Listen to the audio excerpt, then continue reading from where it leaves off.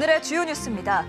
오늘 국회 국정감사에는 이복현 금융감독원장의 발언을 중심으로 월권 논란이 집중 질타를 받았습니다.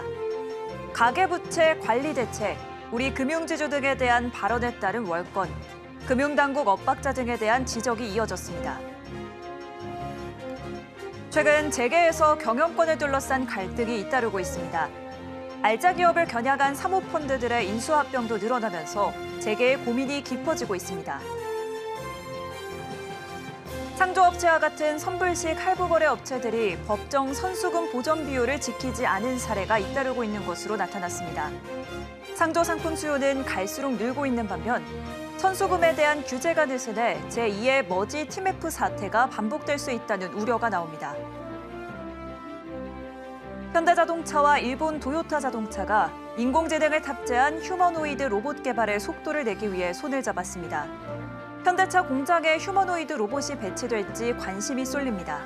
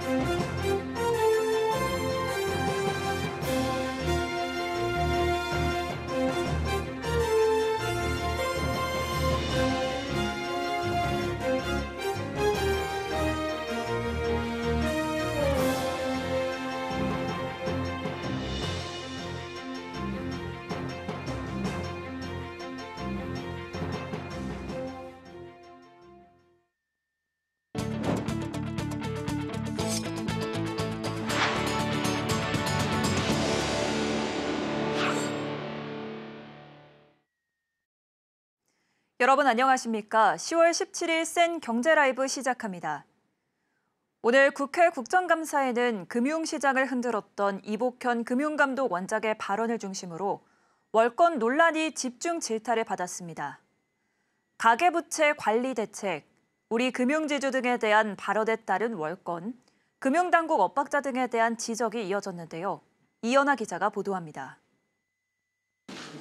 오늘 국회 정무위원회 금융감독원 국정감사에 출석한 이복현 금융감독원장은 부동산 PF 재구조와 가계부채 관리 등을 통한 금융시장 안정과 민생금융 강화, 금융사고 예방과 내부 통제 강화 계획 등에 대한 업무 현황 보고를 진행했습니다.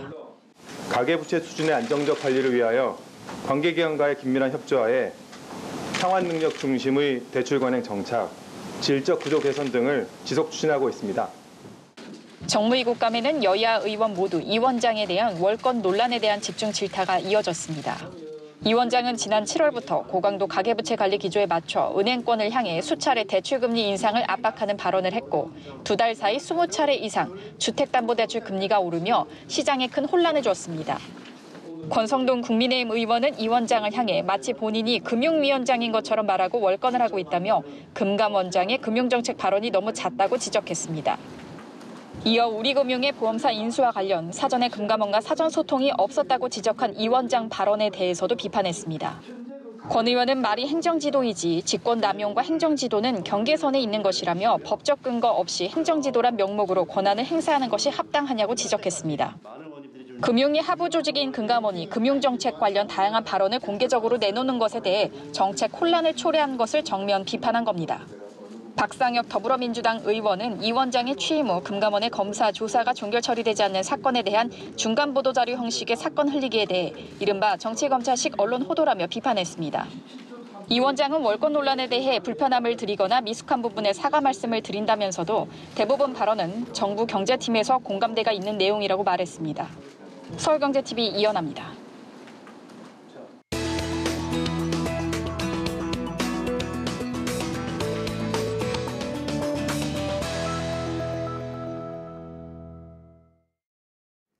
네, 최근 재계에서 경영권을 둘러싼 갈등이 잇따르고 있습니다.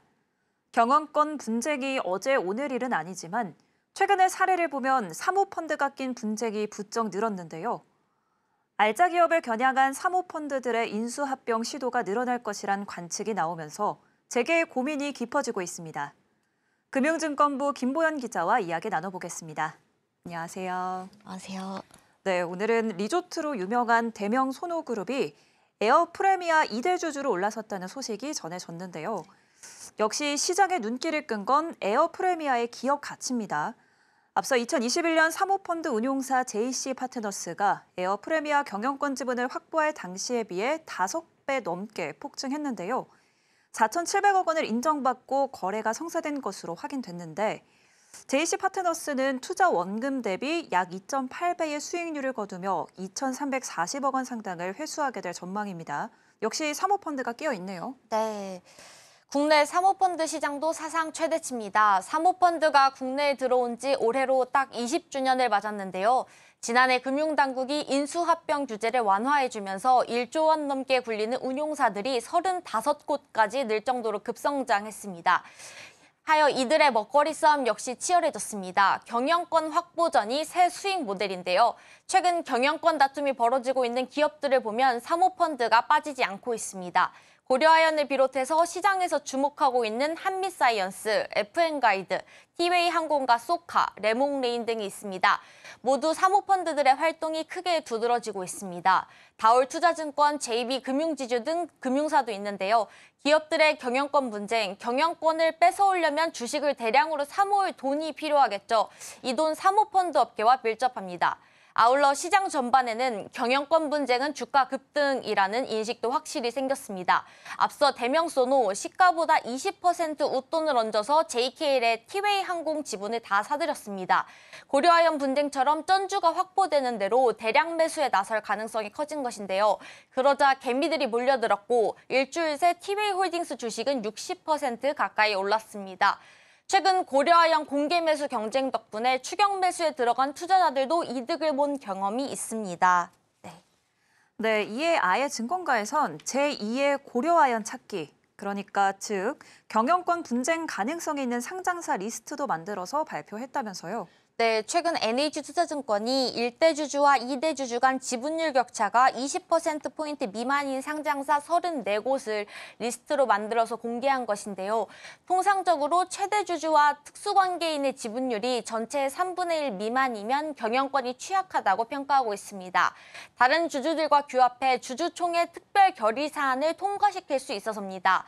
아래는 지분율 격차와 기업 가치, 풍부한 현금까지 고려한 리스트인데요. 이 중 격차가 3%포인트 이내인 기업도 11곳이나 됩니다. NC소프트, 금호석유, 한솔케미칼, OCI홀딩스, 아세아, 아이센스, 아난티, DI, 조광피협, DB, 광동제약 등이 사정권 내 기업으로 꼽히고 있습니다. 리서치아름도 사모펀드가 노릴 기업 어디 고려아연뿐이겠는가라는 리포트를 통해서 고려제약, 사조드림, 신도리코, 삼모게스폼, 동원개발, 태양 등을 사모펀드 운용사가 관심을 가질 만한 기업이라고 판단했습니다. 네, 사모펀드의 커지는 움직임에 엇갈린 반응들이 나오는 것 같습니다. 인수합병 뒤에 상장 폐지하는 시도가 잇따르고 있기 때문인 것 같은데 최근엔 사모펀드 개입으로 밸류업에 도움이 된다는 주장도 제기되고 있다고요. 네, 꽃놀이패라는 말도 있습니다. 주가가 급등하자 투자금을 전격 회수하거나 공개 매수한 이후에 상장 폐지 수순을 밟는 것인데요. 요즘은 소액주주 반발에 포괄적 주식 교환이라는 꼼수를 활용해서 우회적으로 상장 폐지에 나서기도 합니다. 올해만 락앤락 등 5개의 사가 겪고 있는 것인데요. 사모펀드사들은 경영 편의성을 내세우면서 상장 폐지에 나서지만 이들의 본질적인 목적은 자산 매각, 배당 확대, 감자 등을 통한 투자금의 조기 회수입니다. 이에 국내 산업에 타격이 엄청날 뿐더러 기존 주주들은 손해를 볼 수밖에 없는 구조입니다. 다만 최근에는 졸고 있는 일부 재벌들에게 돌을 던진 것이라는 목소리도 나오고 있습니다. 정부의 밸류업 기조에 맞춰 주주와 주가를 의식한 경영을 해야 한다는 것을 기업들이 알게 되었을 것이라는 것인데요. 사모펀드들의 행동이 주주 환원과 지배구조 개선을 유도하는 계기가 될 수 있다는 겁니다. 네, 김보연 기자와 이야기 나눠봤습니다. 오늘 말씀 감사합니다. 네, 감사합니다.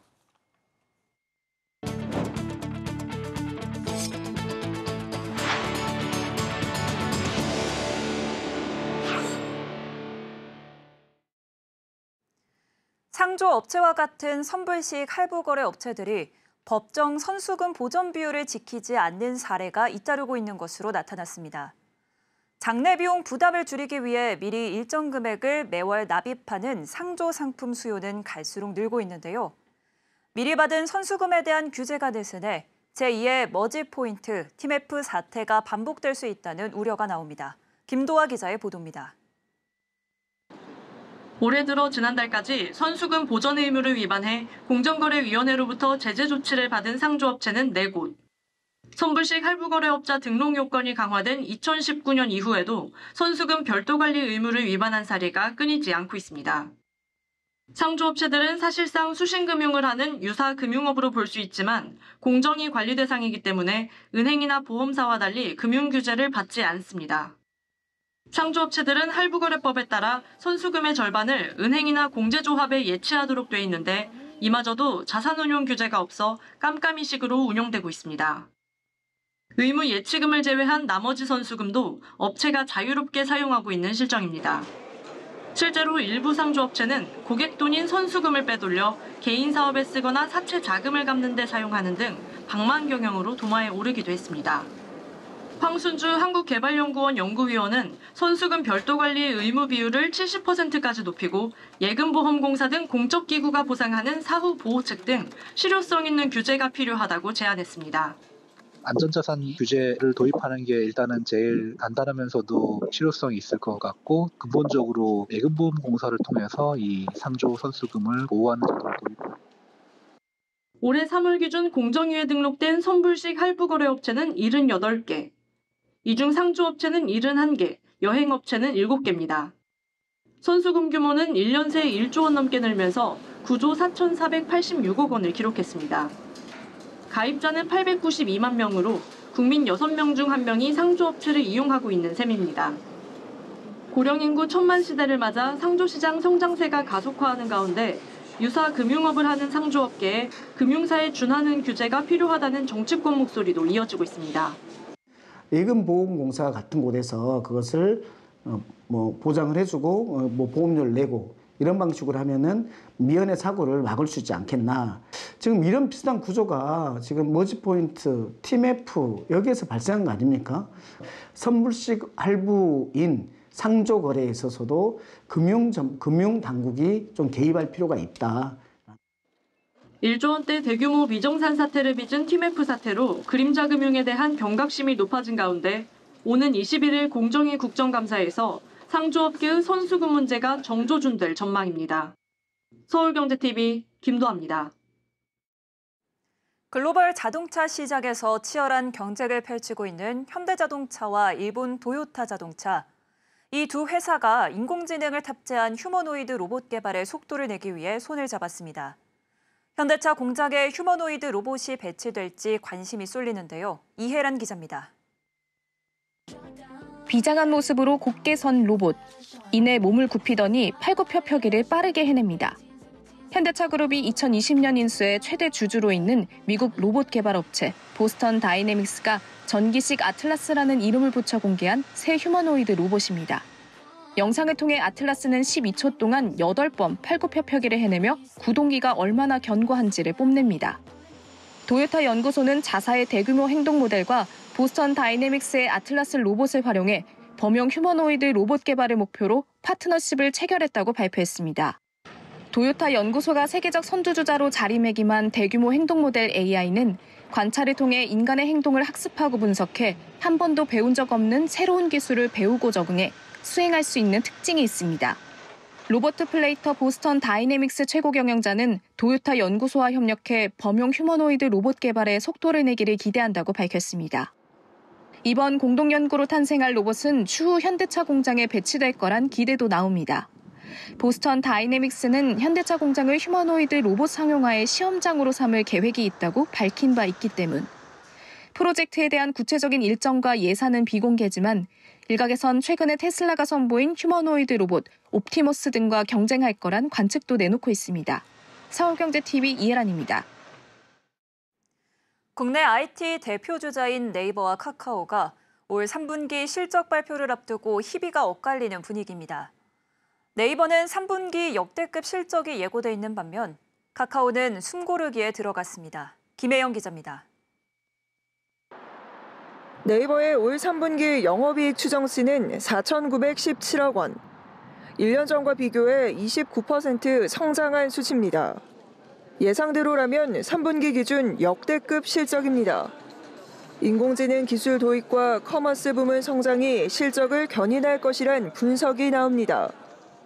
타깃 광고 도입으로 피드 광고 매출이 성과를 보이고 있는 겁니다. 이와 함께 브랜드 스토어 확장으로 커머스 부문의 수익성 확대도 기대됩니다. 반면 카카오는 실적 악화가 전망되고 있습니다. 올 3분기 카카오의 영업이익 추정치는 전년보다 7.2% 감소한 1,301억 원. 콘텐츠 부문의 역성장이 실적 부진의 주요 원인으로 꼽힙니다. 개인 매출 하락과 웹툰 성장 둔화도 발목을 잡을 것이란 분석입니다.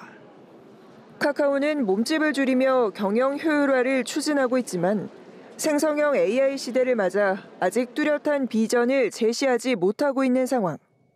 이런 가운데 카카오는 오는 22일 개발자 컨퍼런스를 열고 그동안 베일에 쌓여있던 신규 AI 서비스인 카나나를 공개할 예정입니다. 카나나는 대화용 AI일 것으로 추정되고 있는데 별도 앱으로 연내 출시할 것이란 관측이 나옵니다. 서울경제TV 김혜영입니다. KGC 인삼공사가 식약처로부터 홍삼이 혈당 조절에 도움을 줄 수 있다는 가능성을 인정받았습니다.